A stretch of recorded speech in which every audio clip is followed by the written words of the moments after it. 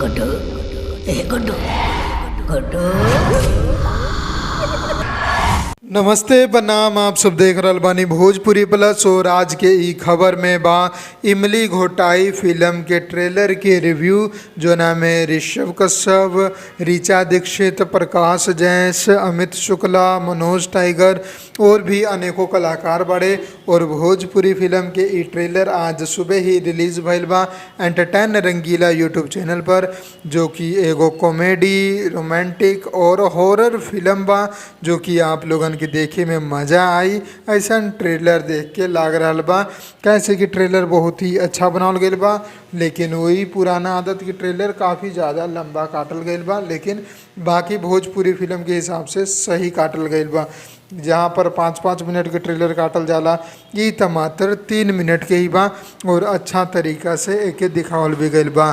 Trailer में जौन कहानी समझ आ रहा बा वही बा कि एगो भगिना के बियाह वगैरह तय होखेला, जहाँ पर इमली घोटाए के मामा के रस्म होला, लेकिन मामा लोग ना आवेला, टालेला कोनो कोनो बहाना करके।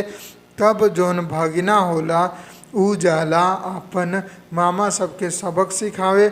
और वही बीच में हॉरर स्टोरी भी डालल गईल बा, यानी भूतिया सीन भी बीच में दिखावल गईल बा। चाहे जौन लड़का के पापा बा उ ओकर मृत्यु हो गईल बा और उहे भूत बन के सबके डरवा रहल बा एकरा साथे मिल के। तो ये पूरा साजिश वाला फिल्म बा, जो कि आप लोगन के देख के मज़ा आई। ट्रेलर बहुत ही मज़ेदार बा, आप लोगन के देखे के चाहिए। और फिल्म कब रिलीज़ हुई एकर तो अभी कोनो जानकारी ना दियल गईल बा, लेकिन जैसे ही रिलीज़ हुई ओकरो अपडेट आप लोगन के दे देम अपन व्हाट्सअप वाला चैनल पर, जो ना के लिंक हम नीचे डिस्क्रिप्शन बॉक्स में देले बानी। जाई लिंक पर ओके करी और हमरा व्हाट्सअप पर भोजपुरी प्लस चैनल बनौली बानी, ओके जाके फॉलो करी, सारा अपडेट आप लोगन के मिलते रही। फिलहाल खातिर इतना ही। जय हिंद, जय भोजपुरी, प्रणाम।